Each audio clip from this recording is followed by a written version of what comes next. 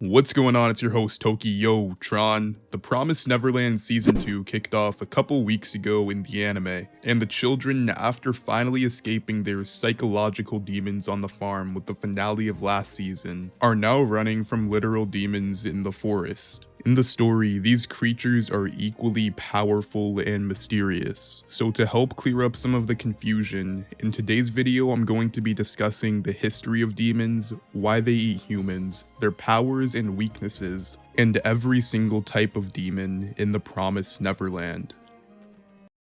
The history of demons was covered in Season 2, Episode 2 through a conversation between Sanju, Emma, and Rei. In the world of the Promised Neverland, it's likely that demons originated from something as small as bacteria, taking on some of the properties of everything they ate until they turned into the vile creatures in the current time of the Promised Neverland. In the ancient times, hundreds or maybe even thousands of years before the start of the story, demons hunted humans and ate them for sport and as a food source. Unfortunately for the demons, the humans weren't so simple. They weren't like other creatures that they could just hunt and kill over and over. The humans quickly grew tired of being hunted, so they decided to get stronger and they trained.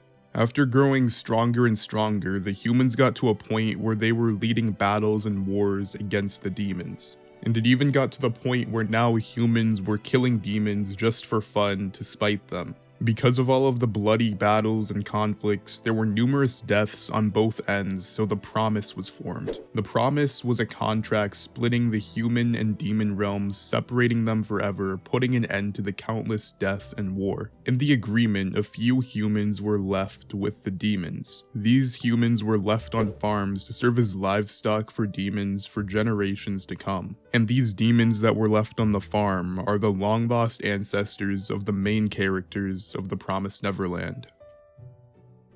One question that I had while I was initially reading the story was, why do demons need to eat humans? It's quite obvious that demons enjoy hunting and eating them, but why do something that could cause so many problems? It's actually because they have to. So demons initially aren't anything special, and they're normally quite animalistic in nature. Theoretically, demons could eat anything they wanted to, but they take on the characteristics of whatever they eat. So if they eat too many animals, they become animalistic beasts. But on the opposite end of the spectrum, if they only eat highly intelligent humans, something very, very special happens to them. And you probably guessed it, they become highly intelligent demons. This is why demons are also so varied in all of their abilities. And this is why demons must eat humans to become intelligent. Other than that, demons also suffer from de-evolution. So if they don't continuously eat humans, or even high quality intelligent humans at that, they would become animalistic creatures again. And all of this led to the farm system where demons could continuously eat humans. And this is also why humans weren't just raised as livestock. Because if humans were just left at a complete state of unintelligence, the demons wouldn't gain much out of eating them. Demons have numerous advantages over humans, but they also suffer some fatal weaknesses. First, I'll go over all of their powers and abilities, then I'll tackle their drawbacks. The first power that demons have is regeneration. It's pretty much exactly how it sounds. They can regenerate from almost any single wound, even regenerating some full limbs, but the one thing that they cannot regenerate is the middle eye. I'll go over the middle eye when I talk about their weaknesses, but for now, they can regenerate everything besides that. The next ability that demons have is assimilation. So demons can essentially just merge with another demon, and it's a complete merger. The new form carries over all of the abilities and powers from each demon, as well as increasing their intelligence, strength, and all of their physical stats. But most notably, it also completely merges their minds. The next ability is evolution. I've already talked about this a little bit. Essentially, it's the demon's ability to rapidly evolve, and they do this by taking on the characteristics of their food. Next up is their ear-piercing scream. This is really just for their communication. So their ear-piercing scream is exactly what you think it is. They just scream super loud and super high-pitched. It damages the ears of all humans and other animals, but it also allows them to communicate with demons in a way no one else can understand. And finally, it's their speed and reflexes. So demon speed and reflexes are higher than humans and many other animals. There are a couple reasons why, but the main reason is due to their evolution. So for example, if you eat a tiger and you eat a human, you would get the power and speed of a tiger while taking the intelligence from a human. Basically just transforming the demons into super predators. Now for the demon's weaknesses. The first weakness is the middle eye. The middle eye is probably the only lethal vulnerability of demons. It's so vulnerable in fact that demons always wear a mask to cover their middle eye, because once the middle eye is gone, the demon will instantly die.